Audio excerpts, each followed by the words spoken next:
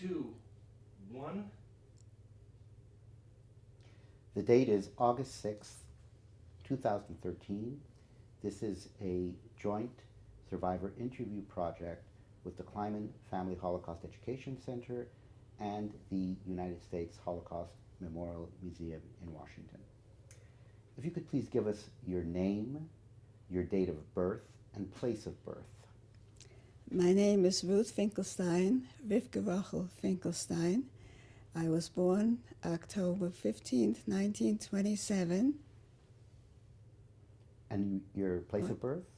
Oh, Mannheim, Germany. My place of birth, Mannheim, Germany. Thank you. Tell me a little bit about what life was like in a frum family growing up in Mannheim, Germany. How large was your extended family? How integrated in German life, in German Jewish life? Integrated in German life? Forget it. My parents came from Poland. They were Ostjuden.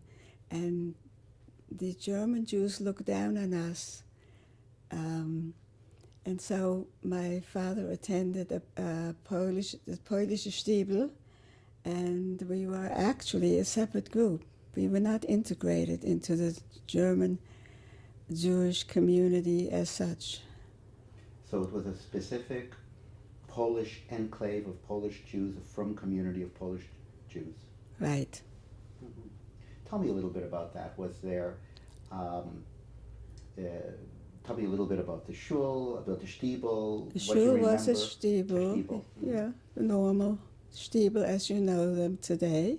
Mm-hmm. And frum life is what frum life is. Mm-hmm. I mean, Shabbos was Shabbos and Yontif was Yontif, Mm-hmm. and the only thing is there were no yeshivas, not even in the German Jewish community, and so we had to go to public school until Hitler passed a law that Jewish children are no longer allowed to go to public school, and the German Jewish community got together and opened what you would consider today a Hebrew day school, and that is the school.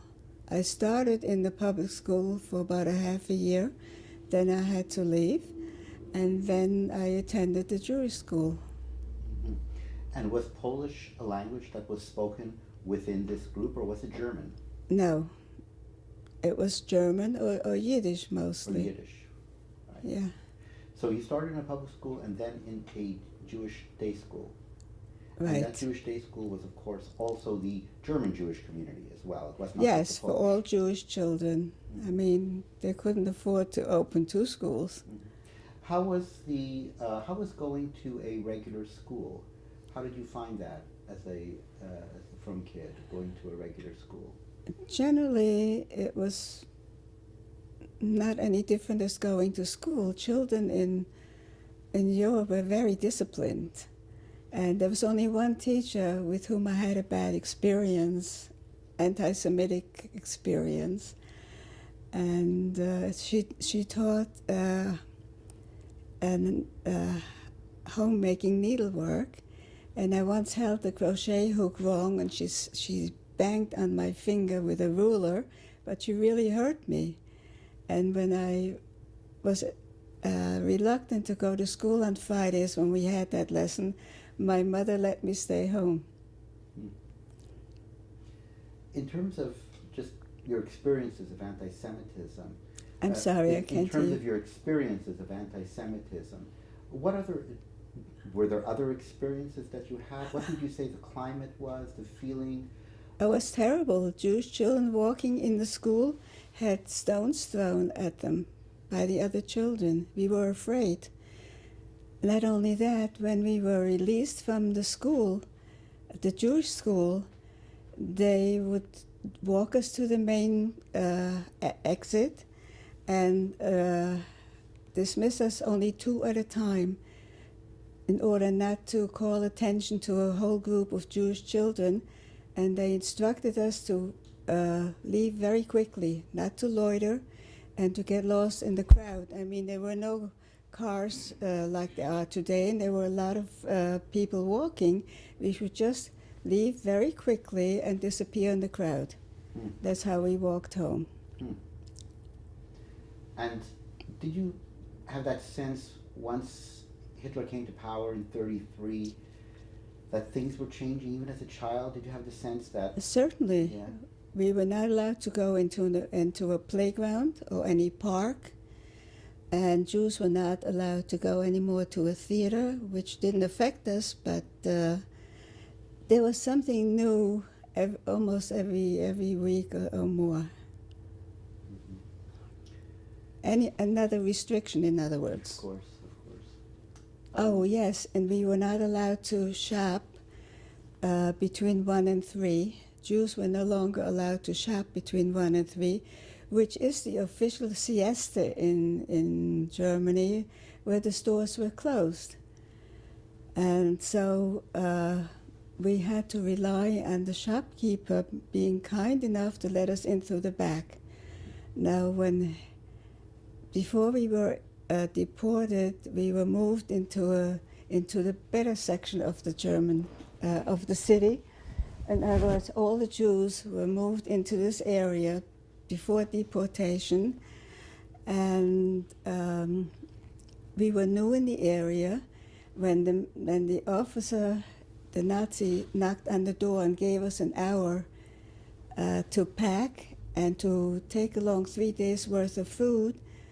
My mother, since we were new in the area and they didn't know us, and I didn't look particularly Jewish, she sent me to shop, and she gave me all the ration coupons that I had for bread, and I bought as much as I was able to, and I was able to get apples. So on the trip to France, when we were deported, all we had with us was apples and bread for 3 days. Tell me a little bit about your mother. What, She was how did you perceive her during those times? The struggles, do you have a sense of the struggles that she was going through? I was quite young, Mm-hmm. and it wasn't easy for her, naturally, especially after my father was arrested and she was alone with us. And she had no means of support, and it's the community, the Jewish community, who supported us. And the stipend that she got was far from adequate, and I remember her complaining about being able to afford nothing but bread and jelly for supper, because and then she would, even with that, she had to borrow from the next month. It was very difficult. Can you explain to me the things that were going on in your mind and your family? That was Just going on. leading up to your father's arrest and his eventual deportation. Do you recall? He was arrested as a Polish Jew. That was the first time. They came at 12 o'clock at night on a Motzei Shabbos, and when we got up in the morning, my mother informed us that my father had been arrested, and they let people know, that the wives know, that they were allowed to come and say goodbye to their husbands. Well, my mother took us along, her children, and they said no children allowed, and she begged him, and he said okay. When my father came out, I didn't recognize him. He had turned white overnight, his hair. He was sent to Spongin, like all the Polish Jews that had been arrested, and he was there for several months, and he was given permission to come back to Germany, settle his affairs, and take his family back to Poland. Incidentally, when he came back, he had lost all his teeth. The malnutrition was horrendous in that camp. And before he left, he had a full set of teeth. He didn't have one cavity. But when he came back, he had lost all his teeth. Then before the 6 weeks were up that he was given permission to stay, they came and arrested him and sent him to Buchenwald.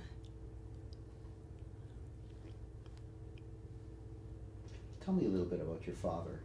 What did He he was- do in Mannheim? What was his job? He was a businessman. His family traditionally was in the dry goods business. He had a store in the city where we lived in Mannheim, and he had a subsidiary in Leipzig for whom he had hired a manager, and he lost all of that. It was, first of all, the antisemitism, where people, the Nazis would picket and they put up big signs, Jüdisches Geschäft, you know, and no Nazi or no German, even if he didn't mind, was afraid to go into that store, to be seen going into that store. And I don't know if that was the business went down naturally, both stores, and I don't know if the rest was confiscated. I really don't know, but he lost all his business. And to make a living after that, he used to go to the marketplaces in different, there's a whole group that got together, and they used to drive in a car to different marketplaces in the area. Each village or even city, in our city we had a marketplace. They had a market day where people came and sold their goods, or like the farmers came in and sold their produce on certain days. Well, he would find out where market day was in the different, in the area, in the different cities or villages, and he would take some of his dry goods along and sell there, and that's what we lived on for quite a while after that. Did your father survive Buchenwald? No. Do you have a memory? They sent us a box of ashes, and that's what we buried. They claimed that he'd been sick. My mother tried to get him out. We had a visa for South America. The family here did all they could to get us out, and they were able to get a visa for us to, I don't remember, somewhere in South America. Paraguay, yeah, I believe so. Mm-hmm. And my mother tried to get him out. And they first gave her hope, yes, he'll be home in two weeks, and we were so excited. And right after that, they said he had gotten sick, and that was it. What year did he die? That was in 1940, I believe. We were deported in 1940. That was earlier in the year. Yeah, in 1940. Do you have a memory of the last Shabbat dinner or We were alone with your father? Do you, with my father. Yeah, with your father, do you recall I that? don't remember. It was like every Shabbos. Mm-hmm. I mean, they came out to Shabbos to arrest him, and he didn't know in advance. Mm-hmm. It was like every Shabbos in our home. Mm-hmm.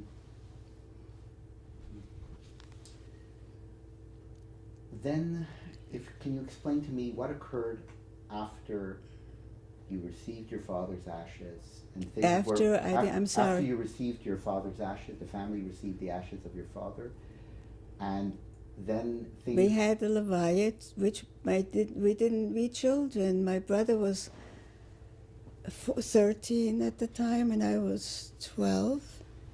We didn't tell my mother about the Leviat because we knew she would collapse.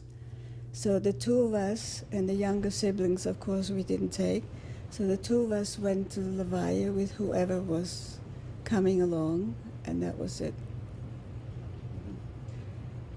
And can you explain to me then what started to occur? I would imagine things then started to get progressively worse, and till your own deportation. If you could explain to me that period of time. Well, the war was on. That was 1940. Yes, the war was on, and we had air raids almost every night, the French and German planes would come and attack and bomb the city, we had to hang blankets over our windows. There was a blackout every night, naturally, and the people were assigned to air raid shelters. Well, in our house where we lived, in the center there was a gas station. In Germany, the multiple dwellings were built in a square, and the center of the square was usually a courtyard. And our house, the landlord had built a gas station, and so they couldn't leave us in that house. That was dangerous. Mm-hmm. So they assigned us to an air raid shelter 3 houses away, and we had to wait till the shooting in the sky stopped and run to the air raid shelter. At that point, we never even, I don't think we bothered to get undressed even, because this was regular every night. But anyhow, then came a law that Jews are no longer allowed to go to the air raid shelter. And here we were, sitting on the bomb. I mean, the gasoline downstairs in the pump. And I wrote about that in this book that I showed you. And my mother sat us around. She closed all the doors off the hall, and she sat us on the floor there. And she said, "Kinderlach, don't be afraid. Hashem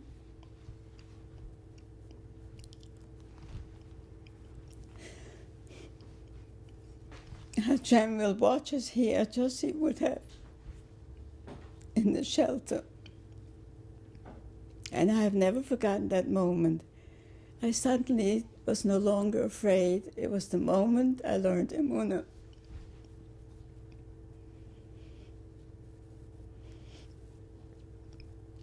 That's a tremendous moment.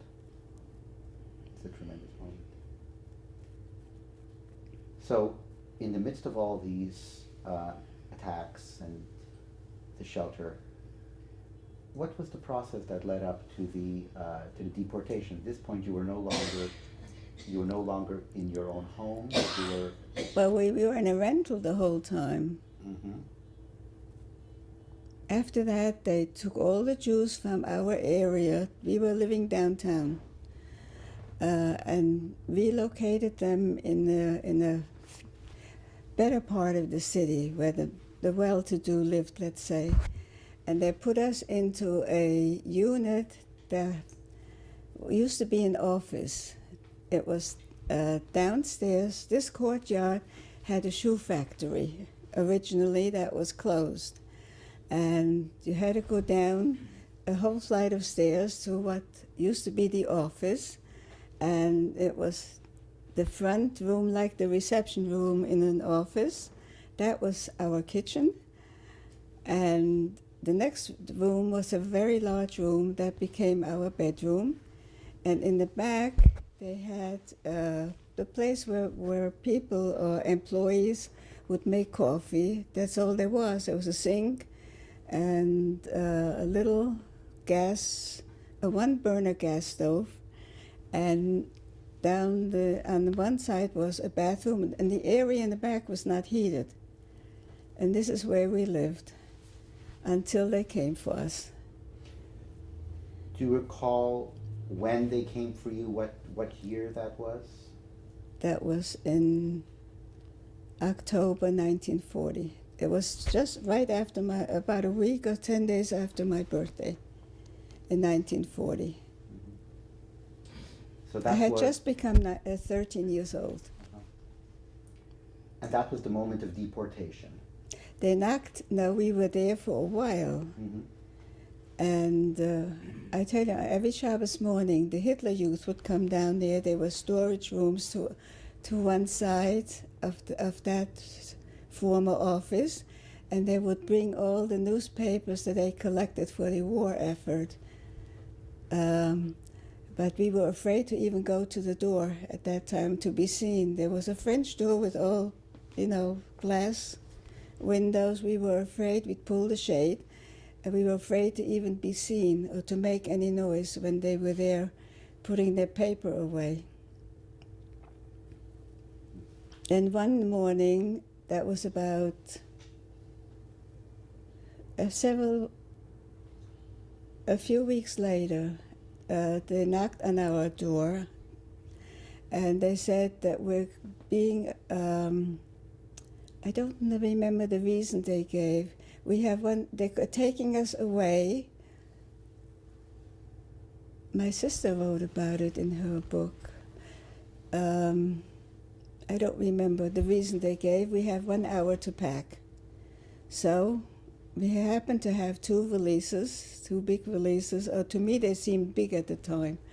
And my mother says, let's pack, and each child put in what they thought was necessary for 3 days, to take along food for 3 days. And I told you that I was sent shopping because they didn't know us in the area. We weren't there very long, because even the businessmen didn't know us. The grocery and the bakery, at least they didn't know me. Maybe they knew my mother by then. And we threw things into the valises, don't ask. And exactly an hour later, they came. They put us on an open truck and took us to a school building not too far away that had been under construction. It was not quite finished yet. We were assigned to a certain room, and there was a bunch of straw in the corner for us to spread out to sleep on. And this is where we stayed overnight. And they didn't give us anything to eat or anything. I had an aunt and uncle in the same city, and my aunt went to the gate, to the fence. There was a fence around it, and she was able to ask someone to buy us some coffee, not donuts. Coffee cake?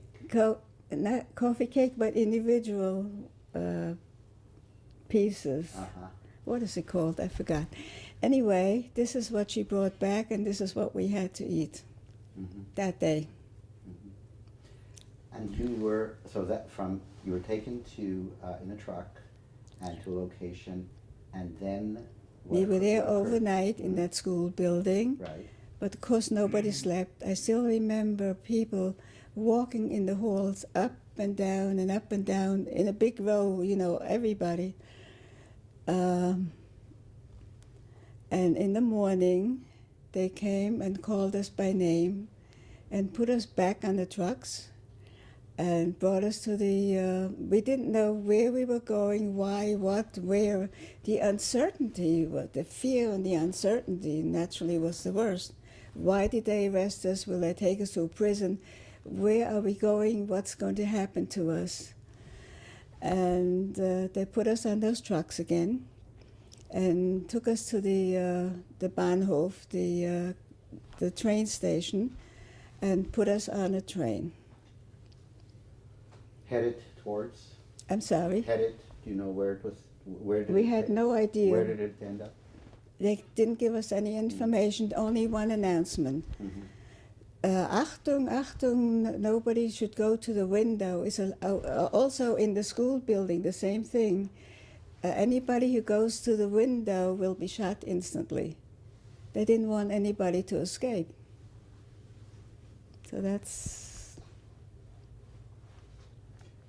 And tell me about the train ride. How long was the train ride? The train ride was to the French border. We were from Mannheim on the Rhine. It was not so far from France. And I still remember the train going over the border without a sound. But when we saw the Nazis leave the train, we were overjoyed. Not that we knew where we were going, but at least we were rid of the Nazis.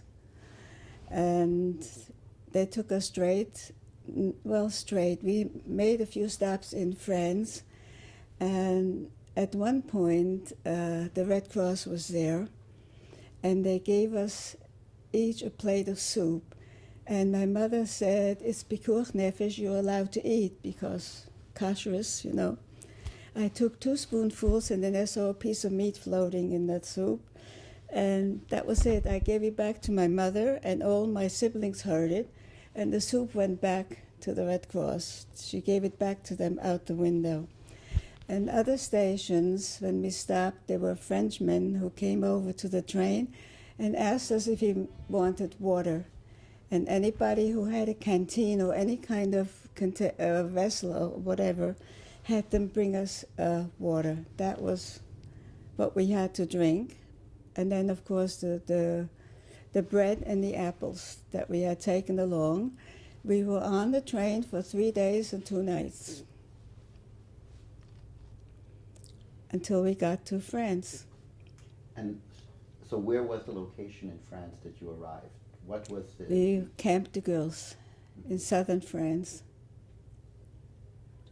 Can you explain the conditions of the camp as you came in? It was a holding camp? It was an internment camp. A transit camp? It was not a labor camp. Uh-huh. It was an internment camp. Mm-hmm. And we were separated and directed each person to a certain section, or each by city, I think. And the guards were French? They were French, yes. And of course, we weren't allowed outside the barbed wire fence. We were put in barracks. Did the guards speak German as well? Because they must have been communicating with you in... I don't remember. Uh-huh. I was too young. I mean, I followed whatever, directions were given. Right. I really don't know. They were friendly, but they wouldn't let us out. I mean, it's not where we were. No, wait a second. They did let children go out, but not adults. And my brother and I, my brother, who was more adventurous, he was a year older than I, decided he was going to go into town and see if he can buy some bread. And he went a few times and came back with bread. And one time I went along with him. And we came into this village, and the first thing we did was go into an inn, a restaurant, an inn, and we ate a dinner. But each person on that train was, we had, naturally they confiscated, they said if anybody has any money with them, they had to hand it over to the Germans, or jewelry or whatever, but they left a certain amount for each person. Was that on that train? I believe so. So we had a little bit of money, and we took that along. I mean, he took it along to buy bread, and we both ate. and we went back at night, but that was only for children. They allowed children to go out. So they allowed children to go right out of the camp into the village? Into the village. Interesting. It was not so close, right. I can imagine. Uh-huh. It wasn't a long trek. How long were you in that camp? 3.5 months. It was interesting, not far from where we were. The section was called an ILO, I-L-O-T. And there was an encampment of political Spanish prisoners. They had set up, and they had fireplaces outside, and they So cooked their own food. A little island. An encampment, like a tent or two, Right. and they've cooked their own food outside. But one thing we didn't like is that they had clothes lice. And one of them once came into our barrack to collect money, and there was a louse crawling on his coat outside. Usually clothes lice live in the seams. Well, he had so many that one of them was, we told him to leave. That's the last thing we needed, was lice. So your treatment in this camp in France was a fair treatment. It sounds like it was a fair treatment. They tried their best, but of course the conditions were horrible. Mm-hmm. We were about 30 people to a barrack. The beams of the barrack were about this far apart, Mm-hmm. about 3 feet, and each person occupied that much space. Mhm. The first night we got there, we had nothing. So they gave out a few blankets for us to sleep on. After that, they gave out straw mattresses. Not much better, but anyhow, Were you able to? the food was. Oh, and 2 weeks after we got there, my mother contracted pneumonia on the way, and she passed away 2 weeks after we got there. There wasn't even an aspirin available. The doctor from our city was with us, and I remember her slushing through the mud. The camp was built on a swamp, a former swamp, and when it rained, we were literally ankle deep in mud. And I remember her slushing through the mud, going from patient to patient. She didn't even have an aspirin to give. Nothing, absolutely nothing. So after that, after 2 weeks, we were there with an aunt and uncle from our city.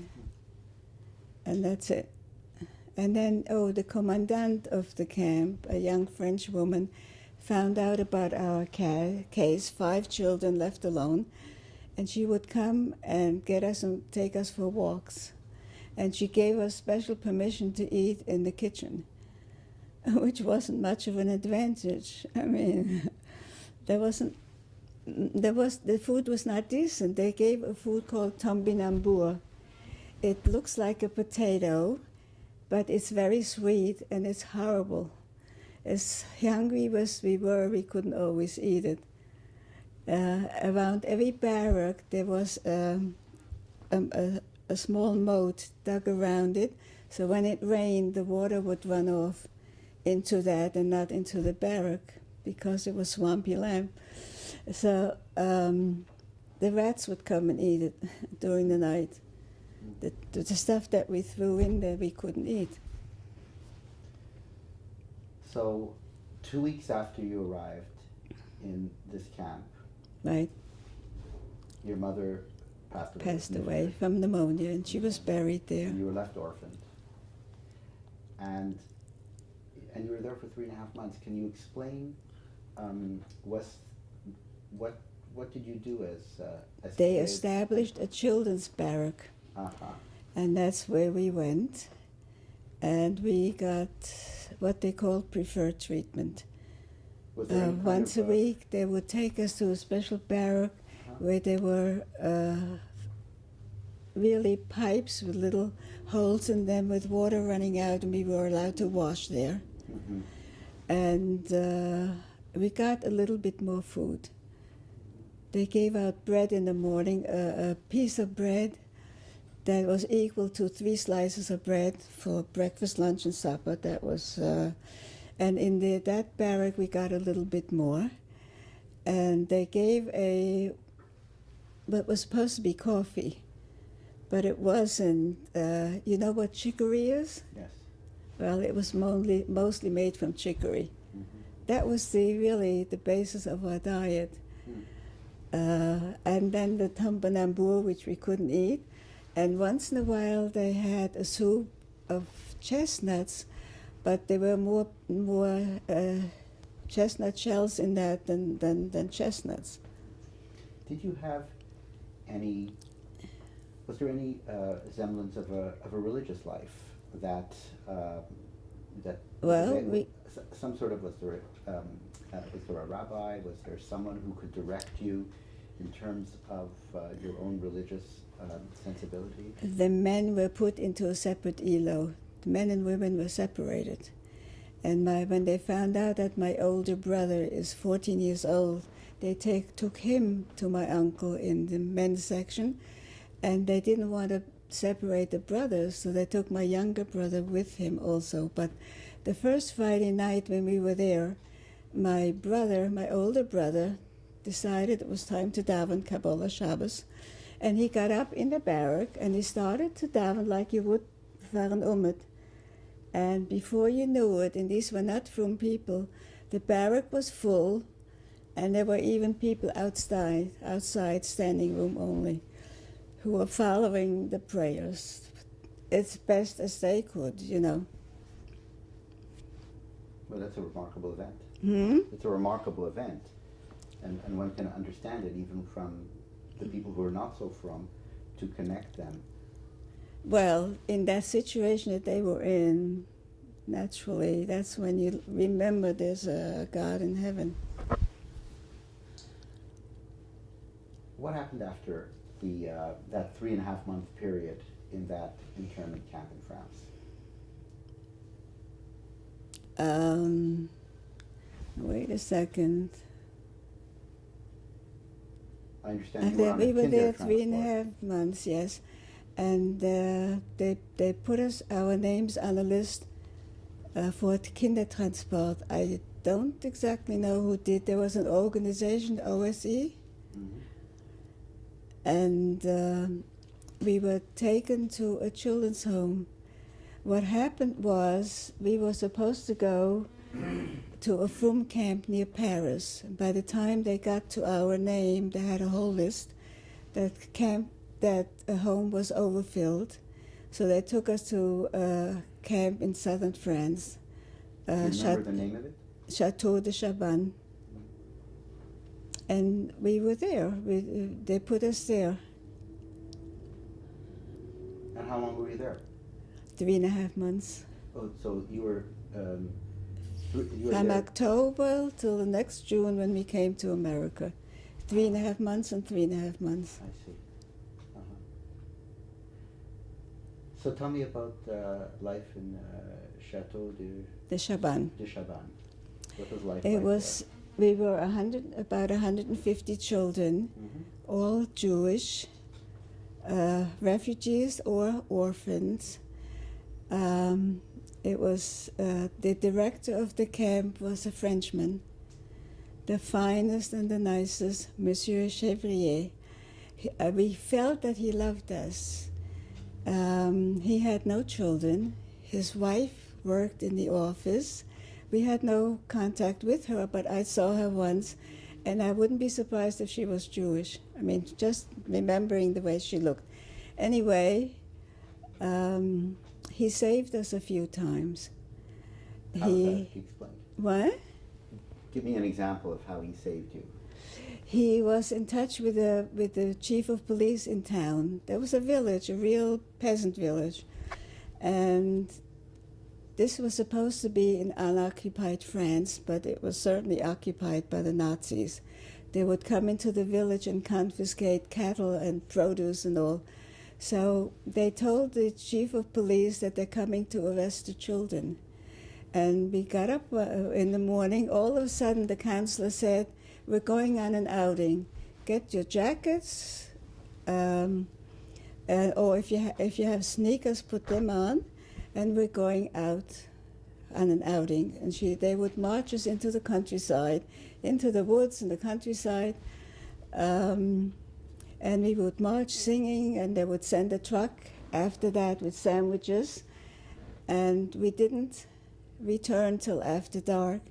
And I found out years later that the Nazis had given the chief of police notice they're coming for the children, and he saved us. It happened 2 or 3 times. That's remarkable. Remarkable. Yeah, but as far as Yiddishkeit is concerned, of course, kashrus was no question. And my brother, big brother, and I consulted, and we decided it was pikuach nefesh, and we have to eat. And as a matter of fact, they considered us. I was like the mother, my brother the father. My younger sister, who was a year and a half younger than I, was the governess, and the other 2 were the children. When we arrived in America, one of the Yiddish papers wrote an article about us to that effect. But that's how they regarded us, and the chaperones on the trip realized that. You're saying in that French camp? I mean, after in the children's home, and thereafter on the trip. Right. Anyway, we were in this children's home, and there were all the 3 classes: the beginners, the intermediary, and then the older boys. The older boys did more than just sit in the classroom. They were taken to a workshop to do small leather goods, and they were taken into the forest, and they taught them how to shoot. how to shoot a gun. But anyhow, school was also on Shabbos, and we told them we cannot go to school on Shabbos, and they were very understanding. They gave us permission to stay out of class on Shabbos morning. School was only in the morning. These kids had to be free to help in the fields in the afternoon, whatever. And then they told us the children are complaining. They were in the classroom when we were out playing. It was spring. And they told us we have to go to school. So we said, we'll go to class, but we'll sit there. We'll just listen. And so that's what we did after that. And the other thing was that boys took their showers, their weekly shower on Thursday night, and the girls on Friday night. And we told them we can't take showers Friday night. Friday night is Shabbos. And they said, okay, we will heat the water for you at noon, at 12 o'clock. They had to heat the water. You know, it was not automatic where there was hot water in the tap. And they did, but there are times when they either forgot or purposely forgot to break down our resistance. But anyhow, it didn't help them. We washed in cold water. And one Friday night, my younger sister was then 6 years old. She was with a younger group downstairs with their own counselor, and we heard her crying and screaming. And my sister and I, the older ones, were upstairs with the bigger girls. We ran down to see why. We recognized her voice, and we ran down to see what was the matter. They were going to force her to go into the shower with the rest of the girls, and she absolutely refused. So we explained to them that she had already been washed, and that was it. But that's a great story. That's a great story. And in general, I mean, not only that, she was 6 years old and she didn't know an aleph from a base. So I used to teach her. I said, you're 6 years old and you don't know how to daven yet? In Germany, children didn't go to school till they were 6 years old. Mm-hmm. As you're 6 years old, you're supposed to be already, learning. And I taught her aleph base. What a tremendous responsibility. I felt, like they said, they considered me the mother we were considered a little family. And I would imagine also that imposed motherhood on you really fortified you. It must have made, and you had of course. a 6-year-old of course. child to of course. Yeah, I was considered very mature for my age when I came here. So talk to me about that when you came here. So we have, after the children's home, what occurred after that 3.5 months? We were put on a children's transport to America. And I have to tell you this. And what year was that? 1941. 41. Right. They called my brothers into the office. The visa that we got was considered the first collective visa ever issued by the United States government through the efforts of Eleanor Roosevelt. Someone told me years later it was the second one, but I don't know. The story I got was that it was the first collective visa. The United States government had a quota. They only issued a certain number, a very considerably too small number of visas. And she said, why 5 visas for 5 children in the same family? Let them go on one visa. And that was then called the collective visa. So what happened in France, the administration said at the home, 5 children from the same family, they called my brothers into the office, and they said, let the girls go no, you go this time. And no, they said, no, they called us in first and said, you girls will go now, and the boys will go with the second transport. And we said, if the boys, our brothers don't go, we don't go either. And I found out later that they did the same thing to my brothers. And they said, no way. If our sisters are not going, we're not going either. So they couldn't do anything. They were going to, I guess, falsify names and put other children there, whatever was necessary. But we refused to go without them, and they refused to go without us. And so, Baruch Hashem, we're here. So, so explain a little bit further what occurred at that point. So you were on a, you were taken then by train to a port and then a ship. First we went to, wait a minute, we arrived.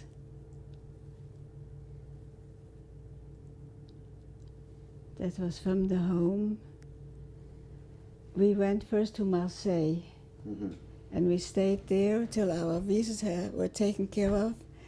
And from there, we were put on buses, and we traveled all through Spain and Portugal, all the way across. And we came from Portugal. And your arrival in the United States. We arrived in the United States. So let's go to that place. You arrived in the United States. Who was waiting for you? Let me tell you something else. We arrived on the Shabbos, on the ship, and we knew that we weren't allowed to get off the ship on Shabbos, and we asked permission to stay on the boat. And they said, no way, we can't keep you here. Even the sailors are not staying on board. You can't leave you here alone. And, I mean, we would not have wanted to stay with the sailors alone on the boat either. And so they took all the children to a local, in Manhattan, to I think it was a shul of some kind. I can't picture it having been, I don't know if it was Orthodox or whatever. And we asked if we could stay there. And they said, no way, we have to close up the place. And so we had to leave. A cousin of ours came, and she got us with a volunteer who drove her. People didn't have cars. Anyway, and I remember saying to myself on the way home, this is the last time I'm ever going to be Mechalel Shabbos this way. So what occurred after that, Mrs. Finkelstein? We were taken in by an aunt and uncle here. They had sent visas. They had sent visas to Paraguay, if you remember. They had sent visas for us through the years, trying to get us out. And maybe on that basis we were put on a transport because we had somewhere to go. We had a destination. Yeah, of course. Yeah. So you ended up staying with your... with aunt and uncle, who from Karlsruhe, my father's brother. And they had 2 children at the time, and little ones. Where did they live, in Brooklyn or in Irvington, New Jersey? In Irvington, yeah. Yes. And later on they had another little boy. In fact, he lives here in Muncie, and he comes to visit us every Friday to say Good Shabbos. Listen, he was our baby. And that's it. Well, that's a tremendous journey for a young girl, and such a difficult journey. I have a picture here of us, but you have it covered. It's on the bookcase. What we'll do is, towards the end of the interview, we'll stop soon, and then we'll take a look at some photographs that you may have. So we'll take a look at that photograph. I have nothing prepared. You didn't tell me in advance. That picture happens to be standing on the bookcase. We'll look at that picture. That picture will be fine. Okay. So just to end this segment then, I would just like to ask you a question. In terms of this really horrible experience, kind of complex experience, an experience where you grew up very, very quickly. How did that experience make you who you are today? How do you internalize that into Isn't who it you are today obvious? in terms of just asking for the audience, in terms of your sense of emunah, in terms of your sense of self? Emunah is something we got at home. As I told you, it's described in that book. I have never forgotten it, and it really helped me a lot through life. And we remained frum, that's all. We went to an aunt and uncle who were Shomer Shabbos, were frum, and that's what we wanted. That's what we requested. Thank you very much, Mrs. Finkelstein. Thank you very much for your time today. You're very welcome, and continued hatzlacha in your work. Thank you. It's very important. Thank you. Okay. So you want to give a 3, 2, 1 thing and we'll start? And 3, 2, 1. We're going to be looking at some photographs right now, and Mrs. Finkelstein will be identifying the individuals. So, Mrs. Finkelstein, if you want to say where this picture was taken and who's in it? This was taken in the children's home in France, in Château de Chabannes. And the people are? My younger brother, Moshe, my younger sister, Devorah, who didn't want to go into the shower on Shabbos. And here is yours truly, and my younger sister, who is now in Israel, both of them are, and my older brother, Zev Shapsa. That's perfect. He's a year older than I am. The only thing is, I just want to move the microphone aside for a second. Mrs. Finkelstein, just point to each one, just for a moment. Just point to each one of your brothers, just for a second. How, from the top or Yeah, that's fine. this way? Yeah, that's one's good. And the next person. Very nice. The next one also, if you. Okay. Very good. And very good.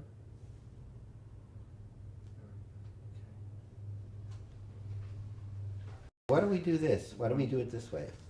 What you're going to do right now is we're going to take a look at the Kindertransport, and when you point out your brother, why don't you tell that story right now?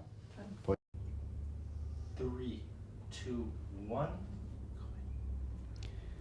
So now we're going to be looking at a photograph that was taken on the Kindertransport, and Mrs. Finkelstein will be just speaking about this picture and just identifying the individuals in it. That was taken on the day we arrived in the United States. I